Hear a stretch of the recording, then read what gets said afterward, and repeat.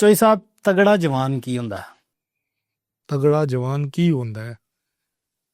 ਤਗੜੇ ਜਵਾਨ ਹੁੰਦੇ ਸਨ। ਅੱਛਾ, ਹੁਣ ਨਹੀਂ ਆਇਆ ਤਗੜੇ ਜਵਾਨ। ਹੁਣ ਨਹੀਂ। ਹੁਣ ਜਿਹੜੇ ਤਗੜਾ ਜਵਾਨ ਹੈ ਉਹ ਵੀ ਨੱਚਣ ਲੱਗੇ ਹੈ, ਜੇ ਤਗੜਾ ਘੋੜਾ ਹੈ ਤਾਂ ਉਹ ਵੀ ਨੱਚਣ ਲੱਗੇ ਹੈ। ਆਹਾ, ਦੋਏ ਜਿਹੜੇ ਨੇ ਉਹ ਡਾਂਸ ਤੇ ਲੱਗ ਕੇ। ਕਿਸੇ ਟਾਈਮ ਤੇ ਕੋਈ ਤਗੜੇ ਜਵਾਨ ਹੁੰਦੇ ਸਨ, ਕਿਹਾ ਜਾਂਦਾ ਸੀ ਫਲਾਣੇ ਇਲਾਕੇ ਦਾ, ਫਲਾਣੇ ਪਿੰਡ ਦਾ ਫਲਾਣਾ ਭਾਈ। ਹੁਣ ਕਿਹਾ ਜਾਂਦਾ ਫਲਾਣਾ। ਸਾਇਲੈਂਸ ਲਾ ਦਿੱਤਾ ਹੈ, ਫੈਮਿਲੀ ਦੇਖਤੀ ਹੈ। ਯਾਨੀ ਤਗੜਾ ਜਵਾਨ ਤੇ ਤਗੜਾ ਘੋੜਾ ਦੋਏ ਨੱਚਦੇ ਹੀ ਮਿਲਣਗੇ। ਦੋਏ ਨੱਚਦੇ ਮਿਲਣਗੇ। ਲੋਕਾਂ ਨੇ ਚੇਂਜ ਹੀ ਕਰ ਦਿੱਤਾ। ਘੋੜਾ ਜਿਹਾਦ ਵਾਸਤੇ ਹੁੰਦਾ ਸੀ, ਤਗੜਾ ਜਵਾਨ ਭਲਵਾਨੀ ਲਈ ਹੁੰਦਾ ਸੀ। ਦੋਏ ਪੁਨਾ ਫਰਕ ਕਰ ਦਿੱਤਾ। ਤੇ ਕਿਉਂ ਟ੍ਰੈਂਡ ਪਿੱਛੇ ਗਿਆ ਭਲਵਾਨੀ ਦਾ, ਜਾਂ ਜਿਹੜਾ ਸ਼ੌਕ ਹੁੰਦਾ ਸੀ ਆਪਣਾ ਲੋਕ ਪੰਜਾਬੀ ਤੋਂ ਦੂਰ ਹੋ ਗਏ। ਜਿਸ ਜੜਾ ਮਾਂ ਨੇ ਘਰ ਹੀ ਆਖਣਾ ਸ਼ੁਰੂ ਕਰ ਦਿੱਤਾ ਨਾ ਮੇਰਾ ਬੱਚਾ ਪੰਜਾਬੀ ਨਹੀਂ ਬੋਲੇਗਾ। ਪੰਜਾਬੀ ਜ਼ਮੀਨ ਨਾਲ ਜੋੜਦੀ ਸੀ, ਰਸਮਾਤ ਨਾਲ, ਰਿਵਾਇਤ ਨਾਲ ਜੋੜਦੀ ਸੀ। ਮਾਂ ਪੰਜਾਬੀ ਤੋਂ ਨਹੀਂ ਦੂਰ ਕੀਤਾ, ਪੂਰੀ ਸਕਾਫਤ ਤੋਂ ਦੂਰ ਕਰ ਦਿੱਤਾ। ਬਿਲਕੁਲ ਸੋਹਣੀ ਗੱਲ ਹੈ। ਅਗਰ ਅੱਜ ਦੇ ਦੌਰ ਨੂੰ ਵੇਖੀਏ ਤੇ ਹੁਣ ਜਿਹੜੇ ਮੌਜੂਦਾ ਜਿੰਨੇ ਵੀ ਕੋਈ ਗਿਣਤੀ ਦੇ ਹੀ ਰਹਿ ਗਿਆ ਪਹਿਲਵਾਨ ਹੈਗੇ ਨੇ, ਤੇ ਉਹ ਮੇਰਾ ਖਿਆਲ ਹੈ ਕਿ ਪੰਜਾਬੀ ਉਹਨਾਂ ਦੇ ਘਰੋਂ ਆਈ ਹੈ। ਉਰਦੂ ਦੇ ਵਿੱਚ ਮੈਂ ਨਹੀਂ ਵੇਖਿਆ। ਉਰਦੂ ਚ ਆ ਹੀ ਨਹੀਂ ਸਕਦਾ। ਤੁਸੀਂ ਜਿਲ ਆਪਣੇ ਇਲਾਕੇ ਦੀਆਂ ਚੀਜ਼ਾਂ ਛੱਡਣੀਆਂ ਸ਼ੁਰੂ ਕਰ ਦੇ ਸੋ, ਮਾਂ ਤੋਂ ਜੁੜੀਆਂ ਚੀਜ਼ਾਂ ਛੱਡਣੀਆਂ ਸ਼ੁਰੂ ਕਰ ਦੇ ਸੋ, ਤੁਸੀਂ ਫਿਰ ਡਾਈਵਰਟ ਹੋ ਰਹੇ ਹੋ। ਫਿਰ ਤੁਹਾਡੀਆਂ ਰਸੂਮਾਤ, ਤੁਹਾਡੀ ਰਵਾਇਤ, ਤੁਹਾਡੇ ਤਰੀਕਾਕਾਰ, ਤੁਹਾਡੀਆਂ ਹਰ ਚੀਜ਼, ਤੁਹਾਡੀ ਸਾਈਕੀ, ਤੁਹਾਡੀ ਸੋਚ, ਤੁਹਾਡੀ ਦਲੇਰੀ, ਹਰ ਚੀਜ਼ ਚੇਂਜ ਹੋ ਜਾਏਗੀ। ਇਹ ਖੂਨ ਹੀ ਤੇ ਚੀਜ਼ਾਂ ਹੁੰਦੀਆਂ ਨੇ, ਲੇਕਿਨ ਉਹ ਮਾਵਾਂ ਨੇ ਫਿਰ ਅੱਗੋਂ ਦੁੱਧ ਖਿਲਾਉਣਾ ਹੁੰਦਾ ਹੈ।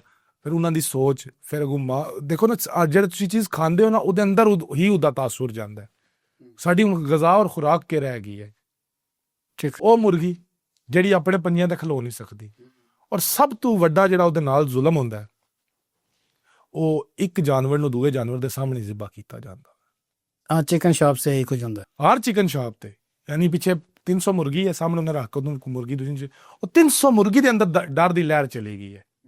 ਉਹ ਲਹਿਰ ਤੁਹਾਡੀ ਤਰਫੋਂ ਉਹਦੇ ਗੋਸ਼ਤ ਦੇ ਵਿੱਚ ਸਮਾ ਜਾਂਦੀ ਹੈ, ਉੱਥੋਂ ਹੀ ਇਨਸਾਨੀ ਜਿਸਮ ਦੇ ਅੰਦਰ।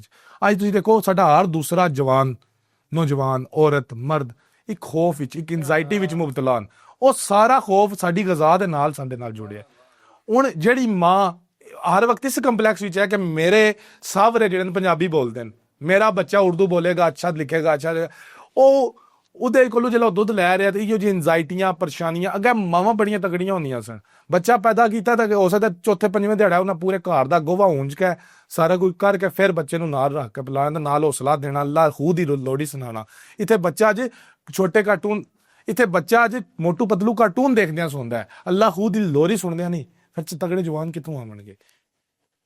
ਫਿਰ ਜਿਹਨੇ ਜੋ ਦੇਖਣਾ, ਸਾਨੂੰ ਦੱਸਿਆ ਜੋ ਚੀਜ਼ ਹੁੰਦੀ ਹੈ ਉਹ ਤੁਸਾਂ ਦੇ ਅੰਦਰ ਹੀ ਟ੍ਰਾਂਸਫਰ ਹੁੰਦੀ ਹੈ। ਨਹੀਂ, ਲੇਕਿਨ ਇਹ ਉਰਦੂ ਨੇ ਤੇ ਨਹੀਂ ਨਾ ਆਖਿਆ ਕਿ ਆਪਣੀ ਗਜ਼ਾ ਤੁਸੀਂ ਦੇਸੀ ਘਿਓ ਖਤਮ ਕਰ ਦਿਓ, ਹਾਲਤ ਦੁੱਧ ਖਤਮ ਕਰ ਦਿਓ। ਇਬਤਦਾ ਹੈ ਪੰਜਾਬੀ ਛੋੜਨਾ। ਇਹ ਪਹਿਲੀ ਇਬਤਦਾ ਕੀਤੀ ਗਈ ਹੈ ਕਿ ਸਾਡੇ ਘਰ ਦੇ ਅੰਦਰ ਬੱਚਾ ਪੰਜਾਬੀ ਨਹੀਂ ਬੋਲੇਗਾ। ਉਸ ਤੋਂ ਬਾਅਦ ਫਿਰ ਜਿਹੜਾ ਇਹਦੇ ਉੱਤੇ ਕਨਵਿੰਸ ਕਰ ਲਿਆ ਨਾ ਕਿ ਉਸ ਬੱਚੇ ਨਾਲ ਕੋਈ ਪੰਜਾਬੀ ਚ ਗੱਲ ਹੀ ਨਹੀਂ ਕਰਦਾ, ਜਿਹੜਾ ਕਰਦਾ ਉਹਨੂੰ ਮਾਂ ਟੋਕ ਛੋੜਦੀ, ਖਬਰਦਾਰ ਇਸਕੇ ਸਾਥ ਪੰਜਾਬੀ ਬੋਲੀ। ਇਹ ਤੇ ਗੱਲ ਬੜੀ ਹੈ। ਜਿਹੜਾ ਉਸਦਾ ਇਸ ਗੱਲ ਉੱਤੇ ਪਈਆ ਬਹਿ ਜਾਂਦਾ ਨਾ, ਫਿਰ ਉਹ ਹਰ ਚੀਜ਼ ਤੋਂ ਦਾਦੀਆਂ ਲੈ ਲੈਂਦੀਆਂ ਹੁੰਦੀਆਂ ਸਨ। ਬੱਚੇ ਥਪਕੀ ਦੇਣੀ, ਅੱਲਾਹੂ ਅੱਲਾਹੂ, ਆਪੇ ਲਈ ਹੈ, ਤੁਸਾਂ ਵੀ ਲਈ ਹੋ ਸੀ, ਠੀਕ ਹੈ। ਲੋਰੀ ਦੇ ਕੇ ਉਹ ਇੱਕ ਝੂਲਾ ਜਿਹਾ ਮੰਜੀ ਨਾਲ ਬਣਦਾ ਸੀ ਦੁਪੱਟੇ ਦਾ, ਉਹਦੇ 'ਚ ਬੱਚਾ ਪਾ ਦੇਣਾ, ਉਹਨੂੰ ਦਾਦੀ ਲਾਉਂਦਿਆਂ ਰਹਿਣਾ, ਨਾਲ ਅੱਲਾਹੂ ਕਰਦਿਆਂ ਰਹਿਣਾ। ਉਹ ਬੱਚੇ ਦੇ ਕੰਨ 'ਚ ਅੱਲਾਹੂ ਇੱਕ ਪਾਕ ਚੀਜ਼ ਜਾਂਦੀ ਹੈ। ਅੱਜ ਬੱਚੇ ਨੂੰ ਸਵਾਲਣ ਲਈ ਫੋਨ ਦਿੱਤਾ ਜਾਂਦਾ ਹੈ।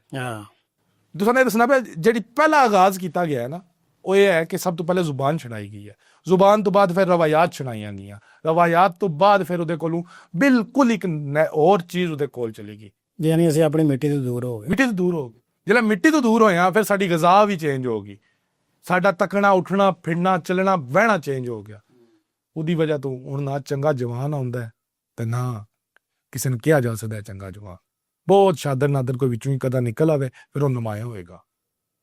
ਫਿਰ ਚੰਗਾ ਜਵਾਨ ਤੇ ਚੰਗਾ ਘੋੜਾ ਨੱਚਦੇ ਹੀ ਮਿਲਣਗੇ। ਹੁਣ ਤੁਸੀਂ ਵੇਖ ਲਓ, ਅੱਜ ਤੁਸੀਂ ਤਮਾਸ਼ਾ ਦੇਖ ਲਓ। ਮੈਂ ਤੁਹਾਨੂੰ ਦੱਸਣਾ, ਮੈਨੂੰ ਬੜਾ ਦੁੱਖ ਹੁੰਦਾ ਇਹ ਗੱਲ ਕਹਿੰਦੇ ਹੋਇਆ ਕਿ ਇੱਕ ਕਬੱਡੀ ਦੇ ਖਿਲਾੜੀ ਜਿਹੜੇ ਨਾ, ਪਹਿਲਵਾਨੀ ਨੂੰ ਨਾ ਇੱਕ ਬੜਾ ਮੁਕੱਦਸ ਇੱਕ ਜਿਹੜਾ ਨਾ ਸ਼ੋਭਾ ਮੰਨਿਆ ਜਾਂਦਾ ਸੀ ਵੀ ਇਹ ਪਹਿਲਵਾਨ ਨੇ, ਯਾਨੀ ਕਿ ਅੱਛੇ ਲੋਕ ਨੇ।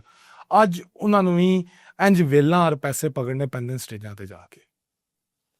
ਉਹ ਪਹਿਲਵਾਨ ਹੈ, ਉਹਦੀ ਇੱਜ਼ਤ ਹੈ, ਉਹਨੂੰ ਬਹਿ ਕੇ ਪੈਸੇ ਦਿਓ ਤੁਸੀਂ।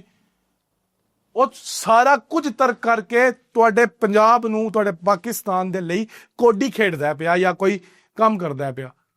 ਤੁਹਾਨੂੰ ਅੱਜ ਜਾ ਕੇ ਸਟੇਜਾਂ ਤੋਂ ਐਸਾ ਪੈਸੇ ਪਕੜਨੇ ਚਾਹੀਦੇ। ਮੈਂ ਲਫ਼ਜ਼ ਨਹੀਂ ਯੂਜ਼ ਕਰਨਾ ਚਾਹੁੰਦਾ, ਗੱਲ ਵੱਧ ਜਾਏਗੀ। ਤਮਾਸ਼ਾ ਬਣ ਗਿਆ ਅੱਜ ਕੱਲ੍ਹ ਦੇ ਵਿੱਚ, ਅਫਸੋਸ। ਮੈਨੂੰ ਨਾ ਇਤਫਾਕ ਹੋਇਆ ਮਲਕ ਬਿਨ ਯਮੀਨ ਸਾਹਿਬ ਦੇ ਗਰਾਊਂਡ ਜਾਣ ਦਾ। ਉੱਥੇ ਇੱਕ ਬੱਚਾ ਹੈ ਕਾਲੂ ਸ਼ਾਹਪੁਰੀਆ, ਮੈਨੂੰ ਉਹਦੀ ਰੇਟ ਅੱਛੀ ਲੱਗੀ ਤਾਂ ਉਹਨੂੰ ਮੈਂ ਪੈਸੇ ਦੇਣੇ ਸਨ। ਮੈਂ ਥੱਲੇ ਬੈਠਾ, ਉਸ ਤੋਂ ਥੋੜਾ ਨੀਵਾਂ ਹੋਇਆ ਤਾਂ ਕਿ ਉਹ ਪੈਸੇ ਇੰਝ ਲਵੇ, ਇੰਝ ਨਾ ਲਵੇ। ਉਹ ਜਿਹੜਾ ਕੰਮ ਕਰਦਾ ਪਿਆ, ਮੈਂ ਤਾਂ ਉਸ ਤੋਂ ਬਹੁਤ ਦੂਰ ਹਾਂ। ਵਾਹ, ਉਹ ਮਾਡਲ ਤਿਆਰ ਹੋ ਰਿਹਾ ਜਿਹਨੂੰ ਦੇਖ ਕੇ ਮੇਰੇ ਬੱਚੇ ਸਿਹਤਮੰਦ ਰਹਿਣਗੇ। ਉਹਨੂੰ ਦੇਖ ਕੇ ਮੈਂ ਸ਼ਾਇਦ ਫਖਰ ਕਰਾਂਗਾ ਜਦੋਂ ਮੈਂ ਬੁਢਾਪੇ 'ਚ ਹੋਵਾਂਗਾ ਤਾਂ ਟੀਵੀ ਉੱਤੇ ਰੇਟਾਂ ਪਾਉਂਦਾ ਪਿਆ ਹੋਏਗਾ। ਔਰ ਪਾਕਿਸਤਾਨ ਦੇ ਲਈ ਮੇਰੀ ਤਾਂ ਕੋਈ ਹੈਸੀਅਤ ਨਹੀਂ ਉਹਦੇ ਸਾਹਮਣੇ ਕਿ ਮੈਂ ਉਸ ਨੂੰ ਐਸਾ ਪੈਸੇ ਦਿਆਂ, ਔਰ ਨਾ ਮੇਰਾ ਕੱਦ ਹੈ, ਔਰ ਨਾ ਮੇਰੇ ਪੈਸੇ 'ਚ ਇਤਨੀ ਤਾਕਤ ਹੈ ਕਿ ਉਹ ਉਹਦੇ ਵਾਸਤੇ ਇੰਝ ਕਰੇ। ਅਸੀਂ ਲੋਕ ਜਦ ਜਿਤਨੀ ਦੇਰ ਆਪਣੀਆਂ ਰਵਾਇਤ ਤੋਂ ਦੂਰ ਰਹਿਸਾਂ, ਨਾ ਸਾਡੇ ਚੰਗਾ ਭਾਈ ਬਹੁਤ ਪੈਦਾ ਹੋ ਸੀ, ਨਾ ਚੰਗੀ ਔਰਤ ਪੈਦਾ ਹੋ ਸੀ। ਅੱਜ ਕੱਲ੍ਹ ਦੇ ਸਿਰਫ ਮਸਲੇ ਹਨ ਕਿ ਅਸੀਂ ਆਪਣੇ ਹੀ ਮਾਮਲਾਤ ਤੋਂ ਦੂਰ ਜਾ ਚੁੱਕੇ।